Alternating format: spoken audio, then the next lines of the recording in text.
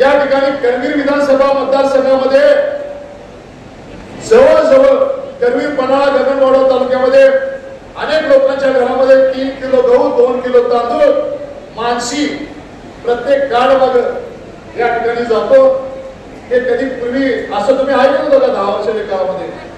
म्हणजे या ठिकाणी विरोधी पक्ष असा आहे, काय केलं तर त्याला चांगलं म्हणणार नाही आणि स्वतः तर काही करणार नाही। या ठिकाणी निश्चितपणे या भूमिका आपण जातो। आज उद्योग वाढले आणि सहकारी साखर कारखान्यात काम करतो मुश्रीफ आपल्याला मान्य करावं लागेल की आमच्या साखर कारखान्याला आणि या महाराष्ट्रातल्या साखर कारखान्याला आणि देशातल्या साखर कारखान्याला एफआरपी पेक्षा जादा दर दिला म्हणून आमच्या भूमिका सरीला 253 कोटी रुपये आयकर भरा म्हणून नोटीस आली होती। किती? 253 कोटी रुपये। गेले 10 ते 15 वर्ष संघर्ष चालू होता। त्यावेळी काँग्रेसचे समजदारी लोक सत्तेमध्ये होती, परंतु नरेंद्र मोदीजी या ठिकाणी अमित शहांच्याकडे सहकार खातं केंद्रामध्ये निर्माण केलं आणि मग मुश्रीफ साहेब तुम्ही सगळे अजितदादा असतील, देवेंद्र फडणवीस असतील, या ठिकाणी एकनाथ शिंदे साहेब असतील, या ठिकाणी अमित शहाना जाऊन सांगितलं या नोटिसा मागे की आम्ही सुप्रीम कोर्टामध्ये गेलो होतो आणि मग या ठिकाणी अमित शहानी कायदा करून त्या आयकरच्या संपूर्ण नोटिसा रद्द केला। 253 कोटी जर आम्हाला भरायला लागला असं कारखाना ठेवायला लागला असतं।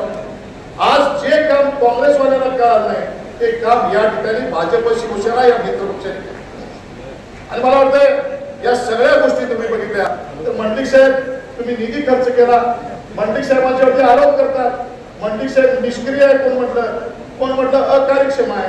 मंडलिक साहेबांना पहिल्या 2 वर्षामध्ये कोरोना काळामध्ये निधी नव्हता, 2.5 वर्षामध्ये निधी आल्यानंतर 800 कोटीचा निधी मंडलिक साहेबांनी दिला। तर मंडलिक साहेब तुम्ही तुमचा चुकला कुठं? तुम्ही तुमच्या सगळ्यांना निधी देत असताना तुम्ही आमच्या ठरलेचा पहिला फेडायसाठी आम्हाला माहित नाही तुम्ही कुठं कुठं निधी दिला। आता मी या ठिकाणी माहिती घेतली तर गगनबावडा तालुक्यात 5 कोटी रुपये दिले, काही ठिकाणी पीजीना माहित नाही, काही ठिकाणी मला माहित नाही। या सगळ्या गोष्टी घेतल्या तर मंडलिक साहेब तुम्ही काम चांगलं केलंय। पलीकडचा उमेदवार आणि आमचा उमेदवार बघितला तर निश्चित पद्धतीनं आमचा उमेदवार कुठल्या मध्ये कमी नाही। आज ते प्राध्यापक आहेत, हुशार आहेत, सर्व क्षेत्रामध्ये त्यांना माहिती आहे आणि निश्चितपणे कुठं काय बोलावं हे चांगलं माहिती आहे। आणि मंडलिक साहेबांचे ते चिरंजीव असल्यामुळं एखादा शब्द सुटला तर तो परत मागे।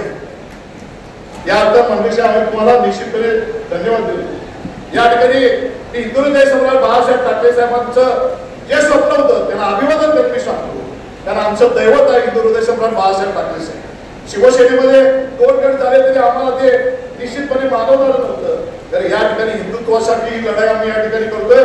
शिवसेना भाजप ही युती होती आणि या युतीच्या माध्यमातून बाळासाहेब ठाकरे साहेबांचं स्वप्न होतं या ठिकाणी राम मंदिरची उभारणी झाली पाहिजे, 307 झालं पाहिजे, काश्मीरमध्ये तिरंगा झेंडा फैलावला पाहिजे, विकास कामं झाले। तर सगळं बाळासाहेब ठाकरे साहेबांचा अजेंडा नरेंद्र मोदी साहेबांनी पूर्ण केला। असं असताना आज कोणत्यासाठी आपण त्यांना विरोध करायचा? हीच भूमिका विरोधी पक्षाकडे नाही, पण विरोधी पक्षाचं एकमत नाही, आघाडी एकमत नसल्यामुळे महाविकास आघाडीचं एकमत असल्यामुळे निश्चितपणे या ठिकाणी नरेंद्र मोदी हे आमचे पंतप्रधानचे उमेदवार आहेत। पलीकडच्या आघाडीमध्ये पंतप्रधानांच्या उमेदवाराचं नाव सुद्धा अजून निश्चित नाही। हे सगळं त्या ठिकाणी घडलं असतं तरी मंडलिक साहेब निश्चितपणे मगाशी सांगितल्यामुळं या स्टेजवर आंबीरावने सांगितलं वाटतं की आपण सगळी या ठिकाणी एकत्र आहे। त्या लोकांना असं वाटतं की करवीरमध्ये अडचण येईल, परंतु करवीरमध्ये आता या ठिकाणी आमच्या सोबत भाजप आलंय, आमच्या सोबत तुम्ही होता, काही नव्हते, मला सगळ्यांनी कबुली दिलं। काही ठिकाणी राष्ट्रवादी नव्हती, मुश्रीफ साहेबांचा अनेक वेळा आशीर्वाद मला मिळाला, काही वेळा मिळाला, ते चांगल्या पद्धतीने मी पुढे गेलो। कारण मुश्रीफ साहेब तुमचा आशीर्वाद असला की आम्ही पुढे या ठिकाणी मंडलिक साहेबांचा एक सुदैव चाललाय की मंडलिक साहेबांना गेल्या वेळी आमचं ठरले म्हणून पत्र मागं राहिलं। आता त्यांच्या या महाराष्ट्रातला सगळ्यात विकासात्मक लोकांच्या मध्ये मिसळणारा नेता मुश्रीफ साहेब तुमच्या मागे, धनंजय माडिक तुमच्या बरोबर आहे, आज या ठिकाणी सर्व पक्षाची लोक तुमच्या बरोबर आहेत। मला वाटते असं सुदैव मुन्ना साहेब तुम्ही ज्यावेळी खासदार झाला, माडिक साहेब तुम्ही ज्यावेळी खासदार झाला, माडिक साहेब ज्यावेळी खासदार झाले ते मुश्रीफ साहेब होते, ते तुमचे सक्रिय मित्र होते। त्यावेळी तुम्हालाही 2 लाख कोणतरी मिळालं. तुमच्या सगळ्यांच्याकडे कुठला अंगारा नाही. मुश्रीफ साहेब या करवीर विधानसभा मतदारसंघामध्ये माझ्याकडे राष्ट्रवादी नव्हती, काही वेळेला आमचे शिवसैनिक मात्र होते, मनापासून प्रेम करणारे शिवसैनिक माझ्याकडे होते, काही नव्हते करून घ्या. परंतु निश्चित सांगतो मी एकटा लढत. आमच्या घरची पण नव्हती आणि शाहू महाराज पण माझ्या उलटी होती, कोणी नव्हतं. माझी संचालक केली की माझी संचालक पण आमच्याबरोबर. त्यामुळे मी एकटा लढायची सवय आहे. आणि ज्यावेळी एकटा लढायला लागते त्यावेळी मुश्रीफ साहेब बघते खासदार माझी खासदार सदाशिवराव मंडलिक साहेबांच्याकडे होते. तर कोणी नसतं तरी संघर्ष करणारा मी आणि तुमच्या सगळ्यांच्या ताकदीवर असतो. माझ्या मुश्रीफ साहेबांना पण दाखवलं. तुम्ही आम्हाला TVC बँकेत घेतलं नाही, आम्ही पॅनल केलं. तुम्ही आम्हाला मार्केटला घेतलं नाही, आम्ही पॅनल केलं. आमचा फक्त आम्ही करायला अवस्था ती मार्केटमध्ये 400 असेल आमच्या 2500 मत पडले आम्हाला. ती दोघं असते तर आमच्या 4 आले असते. त्यामुळे सातत्यानं आमचा संघर्ष आहे. आणि तुम्ही काय केलं मलाही सगळे विचार करा आमची साहेब या सगळ्याची बांधून घेतली गेली. म्हणून राजकारणात कोण बांधून राहत नाही घेतली ज्या त्या वेळेस ज्या त्यावेळी राजकारण असते. तर एक आहे मुश्रीफ साहेबांच्याकडे आपण शिकलो की लोकांच्या विकासासाठी आणि लोकांच्या जनकल्याणासाठी साहेब मी रात्रीचा दिवस करतो. माझं घड्याळ सकाळी चालू होते, 12-1 वाजेपर्यंत माझं चालू असते. कधी कुणाचा फोन आला सर्वसामान्य माणसाला तर त्याला तुझ्या पार्टीचा आला म्हणून विचार नाही. फक्त एवढंच मला वाटतंय की काही वेळेला असं होते आमचं ठरलंय, काही वेळा ते आपलं ठरले, काही वेळा आणि काही तर ठरते. परंतु आमच्या बाबतीत कधीतरी एकदा भक्कम ठरवा. निश्चित पद्धतीनं या मतदारसंघामध्ये विकासाचं काम करून आम्ही लोकांसमोर केले.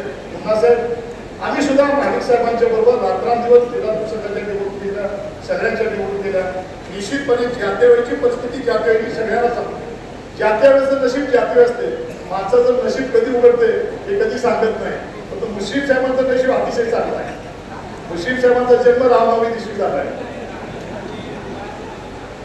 त्यामुळं मुश्रीफ साहेबांच्या सारख्याचा आशीर्वाद साहेब बरोबर नसलं तरी आम्ही चालतो. काही वेळा मी असं म्हणतो तुमच्या सगळ्या लोकांचा आशीर्वाद जरी मिळाला तरी आम्ही आमची नौका पार करतो. ते सगळे लोक नौका पार करते. संजय मंडलिक साहेब आता काय माझा पहिला पिढा काय तर तो पिढा आम्हाला कुणावर वाईट बोलायचं नाही. मला सारखं गोष्टी आम्ही कधी नाही म्हणतात ते मला सांगते की इलेक्शन तुम्ही बोलायला पाहिजे.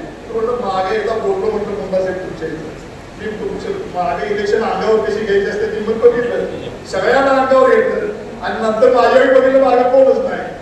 त्यामुळं टीका टिप्पणी करण्यापेक्षा या ठिकाणीपेक्षा निश्चितपणे ही सगळी मंडळी या मुन्नासाहेब ताकदी नाही, मुश्रीफ साहेब ताकदी नाही, हे सगळी लोक ताकदी नाही. संजय मंडलिकांचा विजय करणं या काळाची गरज आहे. नाहीतर या ठिकाणी असं होईल की एखाद्या गोष्टीनं कुणी जर ठरवलं तर ते ठरलंय असं कायमस्वरूपी समज होईल. आणि निश्चित पद्धतीनं त्यावेळी कार्यकर्ता जो असतो त्या कार्यकर्त्याची जी हानी होते ती न भरून निघण्यासाठी होते. राजकारणाच्या ठिकाणी होतं ईर्ष्या आणि चिंत आणि मी म्हणत तेच खरं ज्यावेळी होतंय तेव्हा अनेक कार्यकर्त्यांचं आणि आमच्यासारख्या कार्यकर्त्यांचा हाल होतंय. मला करवीर विधानसभा मतदारसंघातील सर्व जनतेला विनंती करायची आहे, आपल्या कार्यकर्त्यांना विनंती करायची आहे, आपल्या सगळ्या बंधू बांधवांना विनंती करायची आहे की संजय मंडलिक उभा आहे. परंतु संजय मंडलिक हे उभा जरी असले तरी चंद्रदीप नक्की उभा आहे असं समजूनच या ठिकाणी आपण